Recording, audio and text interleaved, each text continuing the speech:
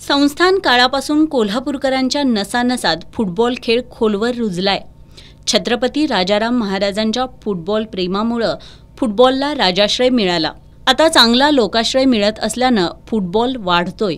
कोल्हापुरात फुटबॉलची गुणात्मक आणि संख्यात्मक वाढ होत असल्याने 16 जुलै 1996 रोजी तत्कालीन सरकारने कोल्हापूरच्या क्रीडा प्रबोधिनीमध्ये कुस्ती आणि फुटबॉल निवासी प्रशिक्षण केंद्रास मंजुरी दिली। त्यानंतर काही दिवस आंतरराष्ट्रीय फुटबॉल प्रशिक्षकांच्या मार्गदर्शनाखाली अनेक खेळाडू तयार झाले। काही दिवस हे प्रशिक्षण छत्रपती शिवाजी स्टेडियमवर सुरू राहिलं। मात्र क्रीडा आणि युवा सेवा संचालनालयाने निवासी फुटबॉल प्रशिक्षण केंद्र पुण्याला हलवलं।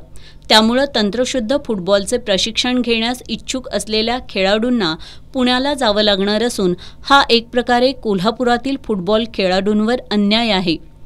फुटबॉल पंढरी म्हणून कोल्हापूरची राज्यात आणि देशात ओळख निर्माण असून या ठिकाणच्या फुटबॉल खेळाडूंनी राज्यात आणि देशात नावलौकिक मिळवलाय।